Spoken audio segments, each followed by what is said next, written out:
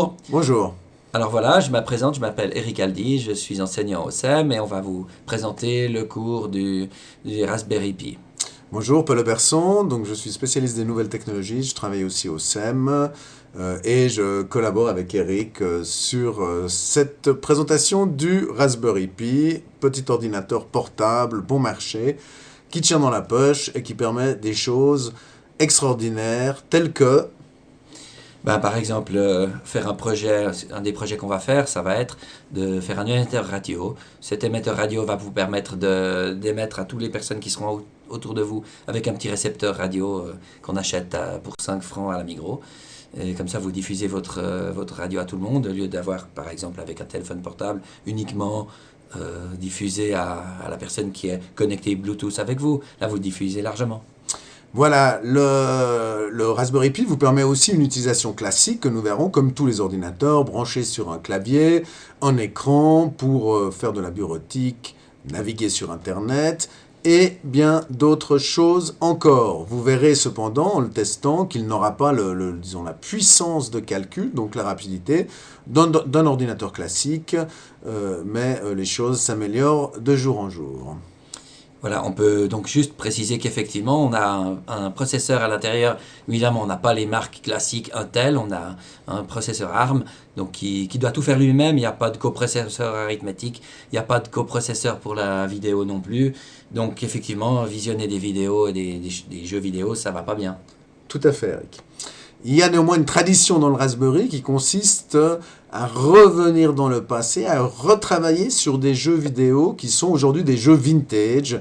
Le premier jeu vidéo avec lequel vous avez joué, le tennis peut-être, vous vous souvenez de quelques pixels bougeant à gauche et à droite de l'écran. Le Pong. Le Pong, et d'un pixel se déplaçant au centre.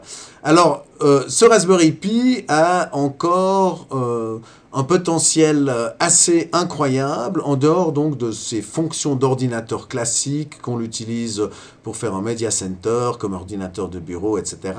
Et c'est sa capacité à interfacer avec son environnement. Donc en fait, à interagir avec l'environnement, c'est donc du Linux embarqué, c'est-à-dire qu'on peut le mettre dans un objet pour entrer dans l'Internet des objets. On peut également en faire toute une série de dispositifs qui vont de la domotique à l'alarme, à l'arrosage automatique, etc. Voilà, on peut encore ajouter que si vous êtes un pur et dur des systèmes propriétaires, vous pouvez installer Windows, vous pouvez installer un système comme Linux, il y en a plusieurs variantes, et puis vous pouvez même installer un système comme RISC-OS, qui est tout simplement un système connu par à peu près personne, mais c'est pas grave, vous verrez, ça va vous dépointer un peu. Quand vous allez essayer, ça sera...